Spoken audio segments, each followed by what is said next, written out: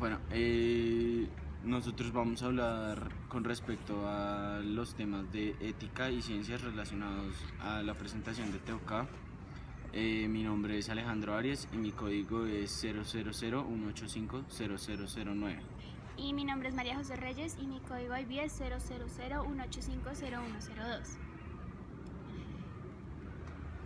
Entonces, empezando por la situación de la vida real, hablamos de el científico Fritz Haber, que fue un químico alemán ganador del Premio Nobel de Química y comúnmente se le conoce como el padre de la guerra química por el trabajo porque él trabajó en el desarrollo del gas dicloro y demás gases venenosos usados durante la Primera Guerra Mundial.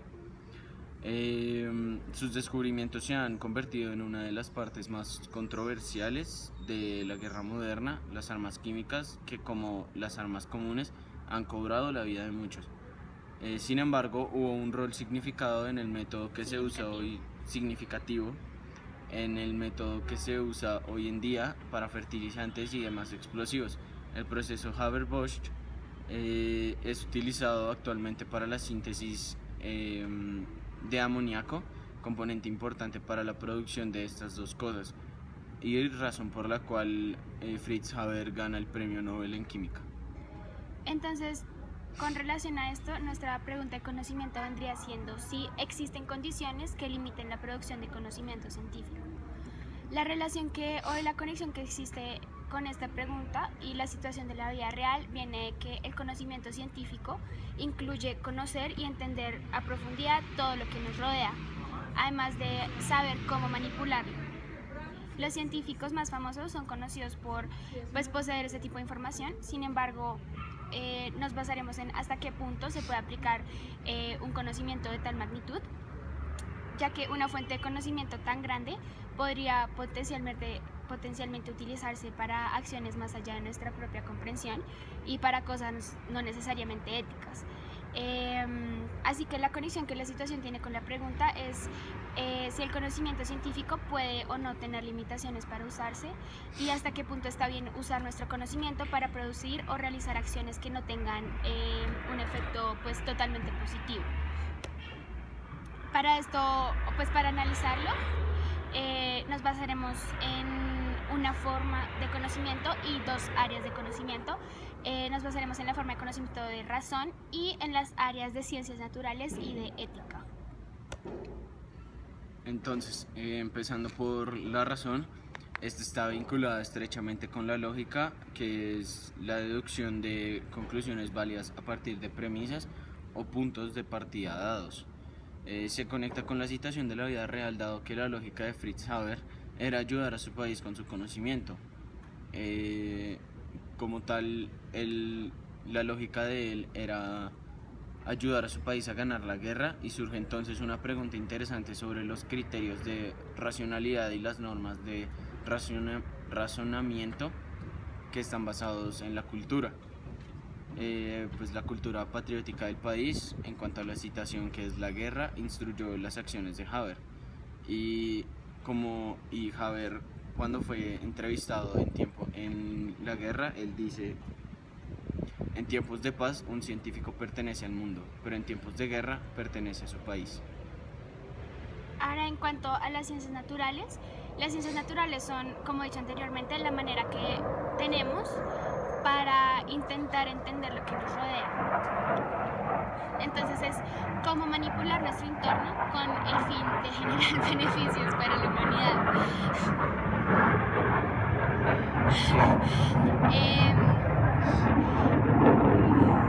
Entonces, las ciencias naturales estarían en pro de buscar respuestas de cómo pasan las cosas y cuál es el resultado de estos procesos. Entonces, de esta manera, un conocimiento científico tan grande, si bien ayudó a salvar la vida de muchos mediante el proceso de Haber-Bosch de sintetizar amoníaco, este proceso evitó la desnutrición y la muerte de millones de personas, pero el rol que tuvo Haber en la guerra química tuvo el efecto contrario, cobrando millones de vidas con sus inventos. Ahora, hablando específicamente sobre la ética, si una acción está bien o mal depende de la situación. Frecuentemente se dice que lo que distingue a humanos de animales es la habilidad que tenemos para diferenciar lo que está bien y lo que está mal. Sin embargo, ¿qué elementos determinan esto?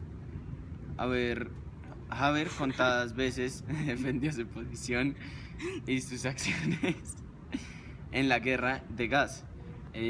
La muerte es la muerte sin importar la manera en la que se infligiera. La ética y moral de Fritz Haber le dicta prestar su servicio como conocedor para así llevar a su país a ganar la guerra, y su ética y patriotismo van de la mano con su rol en la guerra.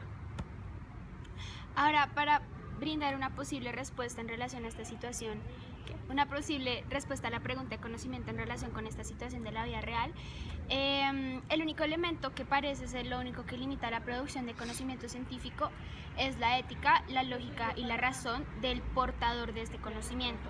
En este caso, Fritz Haber demuestra ser un personaje ético completamente influenciado por su sentido patriótico que lo lleva a producir este conocimiento en pro de su país.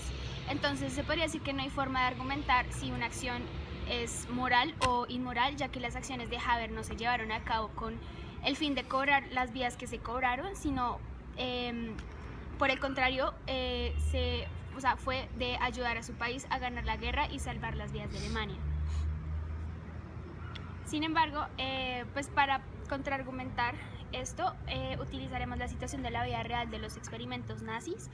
Entonces, durante la Segunda Guerra Mundial, varios médicos y científicos nazis realizaron experimentos dolorosos y a menudo mortales en los miles de prisioneros judíos en los campos de concentración. Todos estos fueron llevados a cabo sin el consentimiento de los sujetos y se puede tomar como una especie de castigo para aquella raza indeseable genéticamente, considerados como una posible tortura médica. Se realizaron experimentación en gemelos, también experimentos involucrando congelación, trasplantes y heridas con diversos virus, etc., como elementos con los cuales se torturaba a los prisioneros. Bueno, podemos ver que esta conecta con la situación de la vida real, conecta con la pregunta, ya que el conocimiento que estos doctores poseían fue usado para nada más que torturar y castigar a los judíos. Contables veces se investigó y se concluyó que la mayoría de estos experimentos estaban destinados a mejorar y buscar respuestas a preguntas acerca de la guerra, como prolongar la supervivencia del personal militar, experimentando con la hipotermia, ambientes con diversas presiones que constantemente terminaban en muertes. También para la comprobación y el desarrollo de productos farmacéuticos y tratamientos médicos para lesiones y enfermedades a las cuales los soldados estaban expuestos en las trincheras. Sin embargo, después de largas investigaciones, se concluye en varias ocasiones que muchos de estos experimentos nunca iban a tener éxito y solo eran empleados como castigo para incentivar el sentido racista de los alemanes hacia los judíos. Entre otros experimentos, los que más destacaban eran aquellos que ponían a la víctima a sufrir un dolor insoportable, y pues ahí la limitación estaría en qué tan ético es usar la excusa de producir conocimiento científico para torturar a un individuo, como se hizo en este caso. Encontramos varias similitudes y diferencias con esta situación de la vida real y la situación de Fritz Haber. Por ejemplo, ambos casos se realizaron o fueron en el ámbito de guerra y por este elemento fueron cuestionados por su factor ético. Por un lado, además, se puede hablar de patriotismo en el caso de Haber y por el contrario de racismo en el caso de los nazis. La ética en ambos casos es cuestionable, sin embargo, en el caso